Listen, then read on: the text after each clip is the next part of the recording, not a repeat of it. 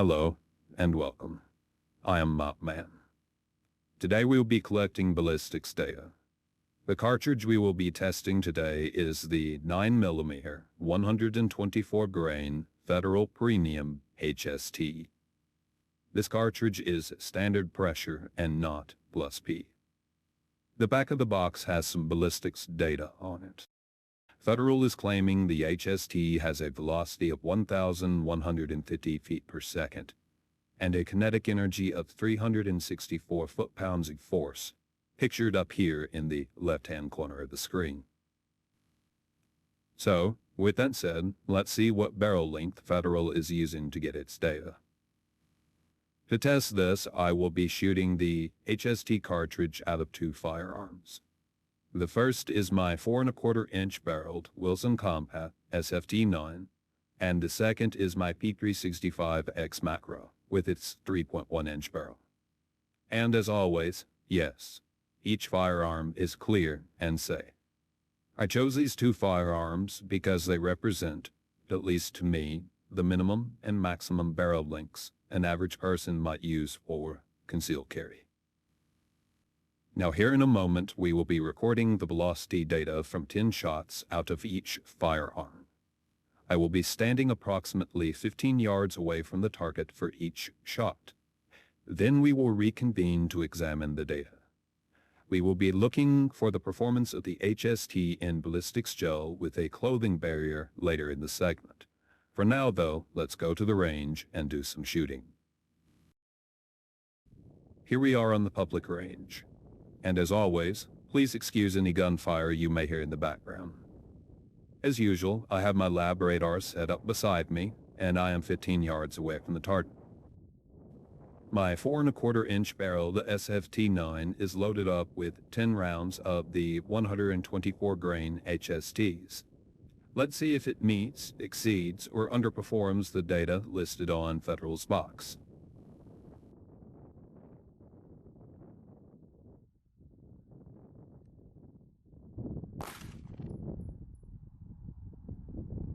$1,099,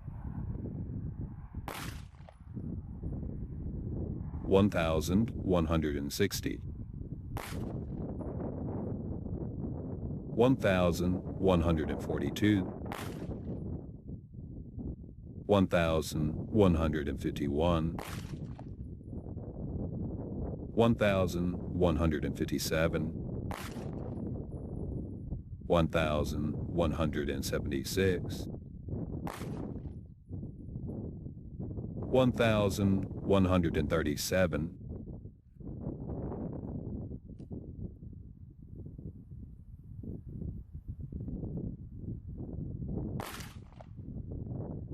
$1,148, $1,088, and $1,156. I am satisfied with those shots on target. Now, let's bid up a new one and try this again with my P365 and its 3.1-inch barrel. With the new target set up, let's run the same test again with the smaller barrel to see if it matches Federal's data.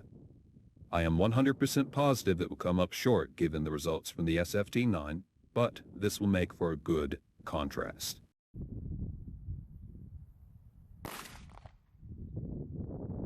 $1,105,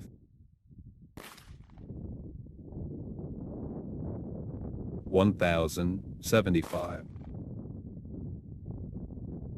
$1,096,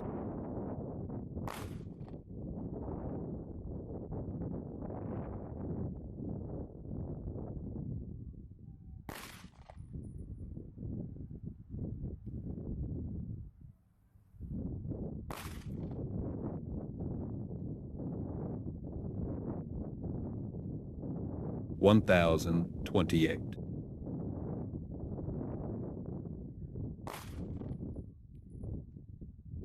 $1,074, $1,071, $1,061, and $1,082. 63. This group is good also. However, sadly, 2 of those shots were not recorded by my lab radar.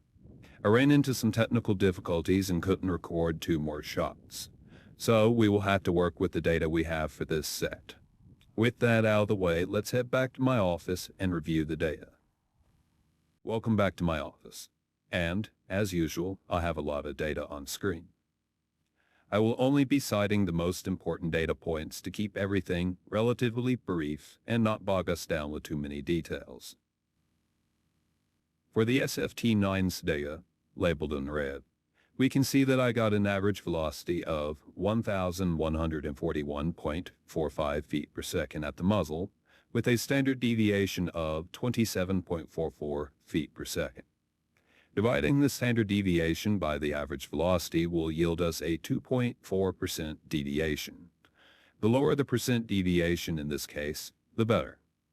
I like to see deviations under 1% and no more than 5%.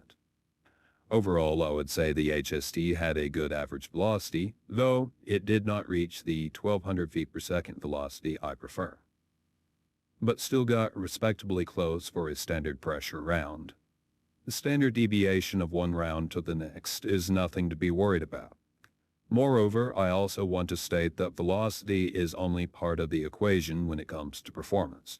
So, let's look at kinetic energies involved when firing the HST out of my SFT9. After some fancy math, we see the HST came out to 358.4 foot-pounds of force, with a standard deviation of 16.9 foot-pounds of force. When we divide the two, it yields us a percent deviation of 4.71%. This falls well below the 400 foot-pounds of force threshold I have for a 4¼ barrel. However, I will reiterate that this is not a plus P cartridge, and as such it is expected to have a lower threshold. So, where does this put the HST on a scale for me?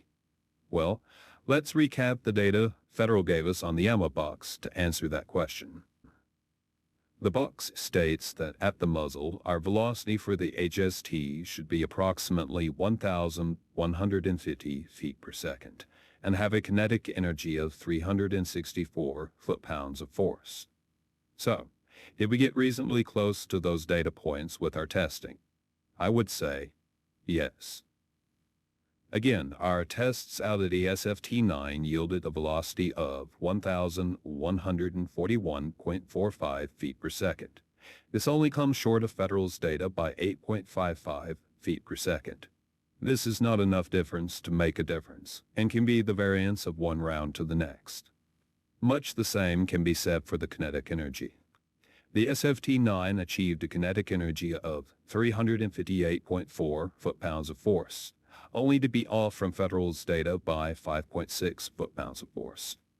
So, we can conclude that Federal most likely used a 4¼ barrel to test the HST round.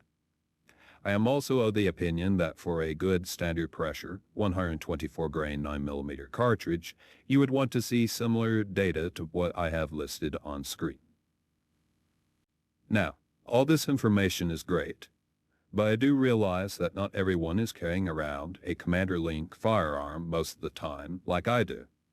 So, let's look at something a little bit more concealable in the form of the P365, labeled here in green. I do want to apologize again for my lab radar acting up. I only recorded 8 out of the 10 shots. This may skew some of our data, but we will just have to work with what data I have. Once again, my P365 has a 3.1-inch barrel. I managed to achieve an average velocity of 1,071.67 feet per second, with a standard deviation of 23.43 feet per second. If we divide those two numbers, we see a percent deviation of 2.18%. The P365 also has about a 6% reduction in average velocity compared to the SFT9. As for the HST's kinetic energy through the P365, we see an average velocity of 315.62 foot-pounds of force, with a standard deviation of 13.86 foot-pounds of force, and a percent deviation of 4.39%. We also see about a 12% reduction in the average kinetic energy on target. I find it very interesting to see how a 6% loss in velocity can cause a round moving just a little bit slower to have a 12% loss in kinetic energy between the P365 versus the SFT9. Regardless of the comparison, I find the data from the P365, like the SFT9, to be acceptable for a standard pressure round. Now, with the boring math out of the way, let's turn our focus to the two targets I shot. Here we see the target I shot with the SFT9. The 10 shots are tightly grouped together, netting me a score of 98 on the B8 target from approximately 15 yards away. The recoil was quite manageable, allowing me to maintain a solid grip on the SFT9 after each shot. I also felt that I could recover sight picture rather quickly due to the low recoil.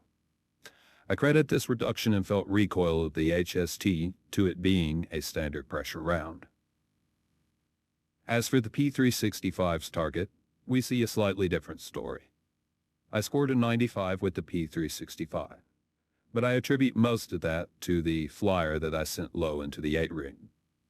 That shot was just me flinching under recoil. However, all 9 of the other shots were very well grouped. I should note that the P365 had noticeably higher recoil due to its smaller frame and lighter size compared to the SFT9. Nevertheless, I'd say the P365 had simply a mild recoil overall and was very controllable. However, like always, this is just data on a screen and does not speak for the true performance of the HST on a target. So, let's head back to the range for the ballistics gel test.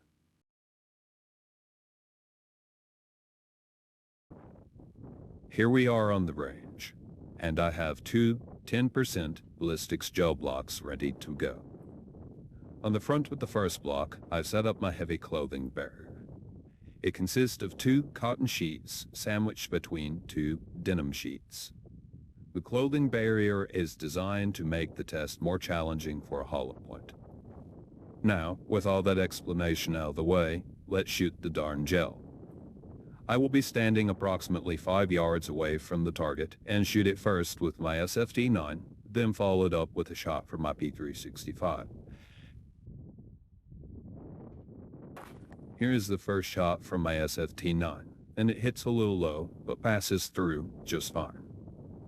Impressively, the block moved quite a bit from that shot.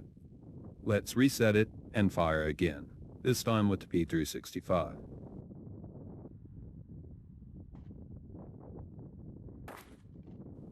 This shot dove down a little bit, but stayed in the gel and didn't exit the bottle. Let's take a close-up view of the wound tracks in my light box and get some measurements. Here we are at the start of the 2 wound tracks. The top track that darts downward is from the P365, while the bottom track is from the SFT9. We can also see that the 2 tracks are close to one another, but are not touching at any point. As we start moving along, we can see both tracks have a beautiful spiral action to them. The permanent cavities look good and don't start to taper down until about 10 inches into the first block. Then we see the P365's tracks start to migrate downwards aggressively and come to a rest at about 17.5 inches. While we follow the track down a little more, we see the SFT9's round comes to a stop at about 21.5 inches. The penetration from both rounds is satisfactory. Now, let's retrieve each round and examine them up close. In front of us are the 2 fired rounds pulled from the gel with an unfired HST for comparison. The round on the left side of the screen is from the SFT9, while the one on the right side is from the P365. We can see both rounds expanded well. So, let's get a side view of them, see how different each one's expansion is. From this angle, both bullets look about the same. The one shot from the SFT9 might have a tiny bit more expansion, but not by much. So, let's check the 2 rounds for weight retention. Again, each HST should weigh approximately 124 grains from the factory. The round from the SFT-9 weighs approximately 123.8 grains. It also gathered some cloth, the left end to illustrate how a clothing barrier might influence a bullet's expansion. The SFT-9's bullet may have shed a small amount of lead in the gel, but it did not find any fragments upon closer inspection. Next up is the P365's bullet. It comes in at 124.2 grains. Because the P365 shot the HST at a lower velocity, it's likely it didn't shed any mass. I also noticed that it didn't pick up any fabric, unlike the SFT-9. This could be due to various factors, but it is possible the round tumbled and dumped any fabric it may have picked up along the way. Now, let's measure the expansion of the bullet shot from the SFT-9.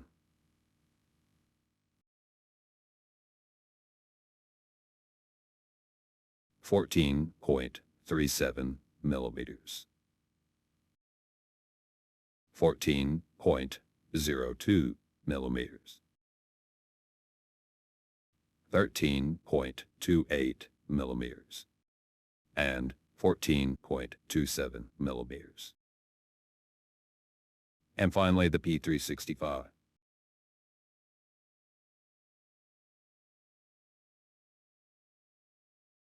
14.01 millimeters.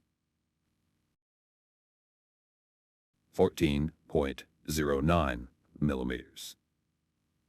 13.79 millimeters. And 13.64 millimeters.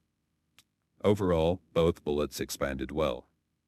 They also had about the same level of expansion, and, in my opinion, the difference between the two isn't enough to make a difference. Now, once again, we find ourselves coming to the end of a rather long-winded video.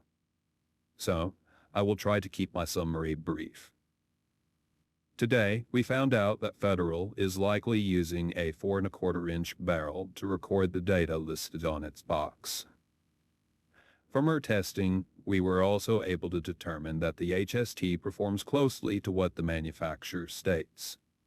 It had excellent penetration through a cloth barrier and still achieved full expansion in our gel. I am personally very satisfied with the results we got. However, like always, ammo selection is a very personal choice, and I will not ever tell you what ammo you should use. So please, take my opinions and data with a grain of salt, as this is just a sample size of one. Now, my closing thoughts on the standard pressure 124 grain 9mm HST are that I don't think anyone could go wrong by using it. So, if you stuck around this long, thank you for listening to me ramble. That's about all. I will see you next time.